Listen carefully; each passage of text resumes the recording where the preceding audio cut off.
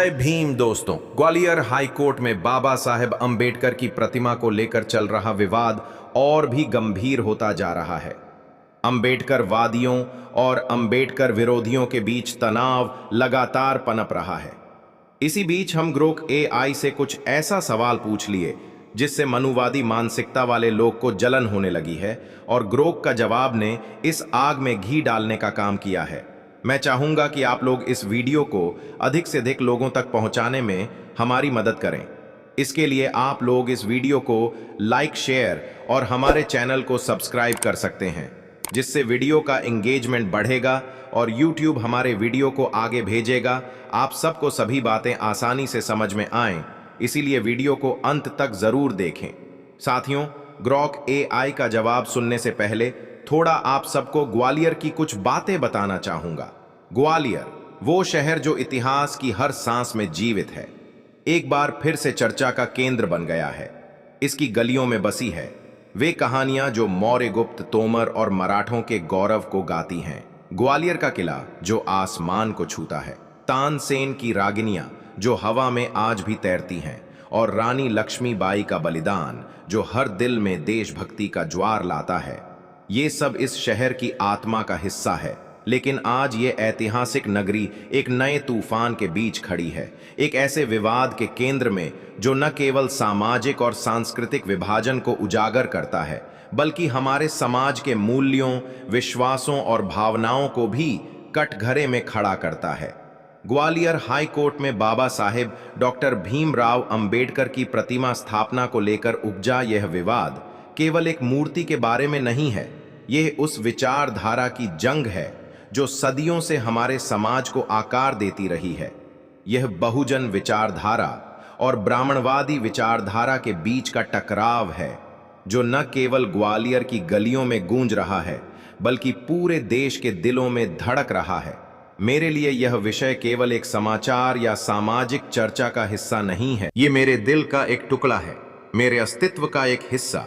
बाबा साहेब अंबेडकर मेरे लिए केवल एक ऐतिहासिक व्यक्तित्व नहीं, बल्कि एक प्रेरणा है, न्याय, समानता और स्वाभिमान का प्रतीक। उनके विचार, उनकी लड़ाई और उनका बलिदान मेरे जैसे लाखों लोगों के लिए एक रोशनी की किरण है जो हमें अंधेरे से बाहर निकालती है।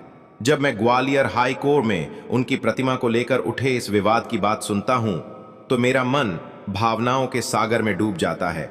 एक और गर्व है कि बहुजन समाज आज अपनी आवाज बुलंद कर रहा है, अपनी पहचान के लिए लड़ रहा है। दूसरी ओर एक गहरा दुख है कि आज भी कुछ लोग उस विचारधारा को स्वीकार करने को तैयार नहीं हैं जिसने भारत के संविधान को जन्म दिया, जिसने हर नागरिक को समानता का अधिकार दिया। ग्वालियर हाई कोर्ट जो न्याय का मंदिर है, वहां डॉक्टर अंबेडकर की प्रतिमा स्थापना का विचार कोई साधारण प्रस्ताव नहीं है। यह एक ऐसी मांग है जो इतिहास, संस्कृति और सामाजिक न्याय के ताने बाने से गहरे जुड़ी है। बाबा साहेब, जिन्होंने भारत के संविधान को लिखकर हर नागरिक को समानता, स्वतंत्रता और भाईचारे का अधिकार दिया, जिन्होंने दलितों, शोषितों और वंचितों की आवाज को बुलंद किया, उनकी प्रतिमा किसी भी न्यायालय में स्थापित होना गर्व की बात है। यह न केवल उनके योगदान को सम्मान देता है, बल्कि हर उस व्यक्ति को प्रेरणा देता है जो न्याय की उम्मीद लेकर कोर्ट की सीढ़ियां चढ़ता है। बहुजन विचारधारा के समर्थक मानते हैं कि बाबा साहेब की प्रतिमा ग्वालियर हाई कोर्ट में स्थापित होने से न केवल उनके ऐतिहासिक योगदान को अमर किया जाएगा, बल्कि यह हर उस व्यक्ति के लिए एक संदेश होगा जो यह मानता है कि न्याय केवल कानून की किताबों तक सीमित नहीं, बल्कि यह समाज के हर तबके तक पहुंचना चाहिए। लेकिन इस प्रस्ताव का विरोध भी उतना ही तीव्र है। ब्राह्मणवादी विचारधारा के कुछ वकील और समूह इस मूर्ति की स्थापना के खिलाफ खड़े हैं। उनका तर्क है कि कोर्ट परिसर एक तटस्थ स्थान होना चाहिए, जहां किसी भी व्यक्ति विशेष की मूर्ति स्थापित करना अनुचित है। लेकिन क्या यह तर्क वास्तव में तटस्थ है, या इसके पीछे वही पुरानी मानसिकता छिपी है जो सदियों से सामाजिक समानता के खिलाफ खड़ी रही है? मेरे मन में यह सवाल बार बार उठता है। बाबा साहेब केवल एक व्यक्ति नहीं थे, वे एक विचार थे, एक आंदोलन थे जो समाज के सबसे निचले पायदान पर खड़े लोगों को गरिमा और अधिकार दिलाने के लिए लड़े। उनके खिलाफ विरोध करना केवल एक मूर्ति का विरोध नहीं है, ये उस विचार का विरोध है जो कहता है कि हर इंसान बराबर है। यह उस सपने का विरोध है जिसने भारत को एक नई दिशा दी।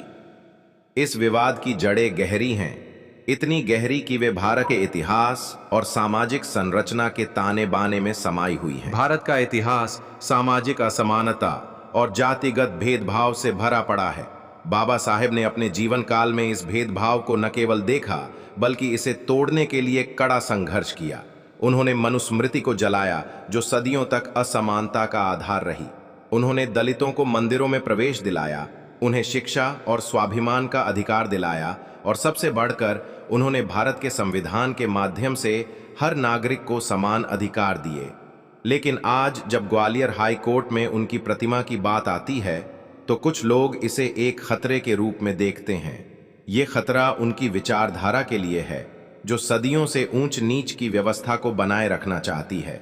मैं जब इस विवाद के बारे में सोचता हूं तो मेरे मन में ग्वालियर की उन गलियों की तस्वीर उभरती है जहां मैंने अपने बचपन के दिन बिताए। वह शहर जो अपने किले, अपने संगीत और अपने इतिहास के लिए जाना जाता है, आज एक नए युद्ध का गवाह बन रहा है। ये युद्ध हथियारों का नहीं, विचारों का है।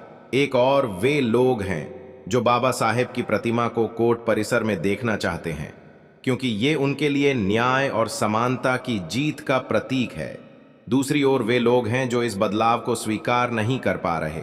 मेरे लिए ये केवल एक मूर्ति का सवाल नहीं है, ये उस सपने का सवाल है जो बाबा साहेब ने देखा था।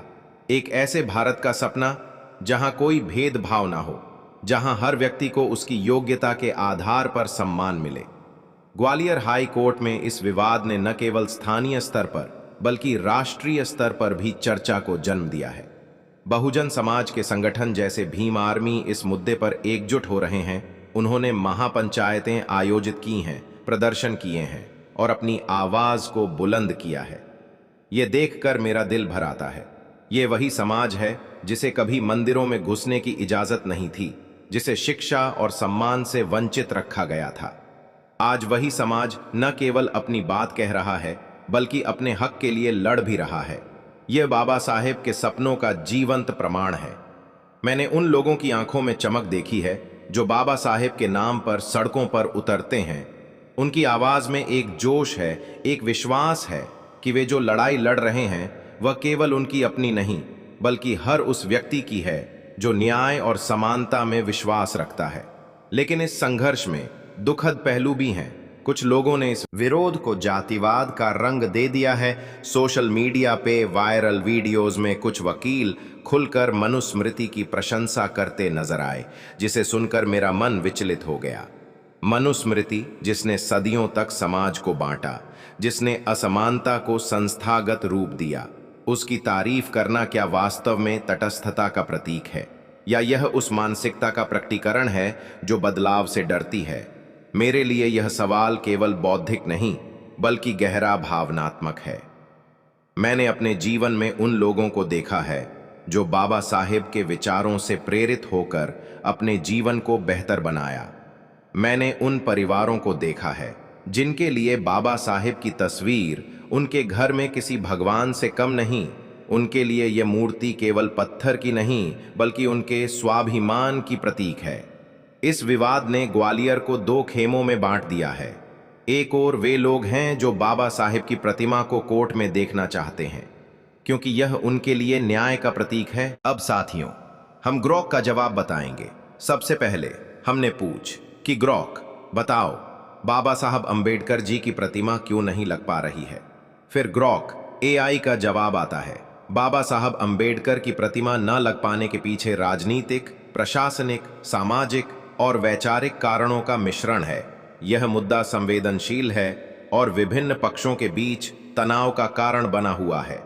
कई जगहों पर यह मामला कोर्ट, प्रशासन और सामाजिक संगठनों के बीच विचाराधीन है, जिसके कारण प्रक्रिया में देरी हो रही है। फिर हमने पूछा कि ग्वालियर में अंबेडकर की प्रतिमा लगने से कौन रोक रहा है? फिर जवाब आता है, ग्वालियर हाई कोर्ट परिसर में बाबा साहब डॉक्टर भीमराव अंबेडकर की प्रतिमा स्थापना को लेकर विवाद के पीछे कई पक्ष और कारण सामने आए हैं। हाल के समाचारों और उपलब्ध जानकारी के आधार पर निम्नलिखित बिंदु स्पष्ट करते हैं कि कौन इस प्रक्रिया में बाधा डाल रहा है।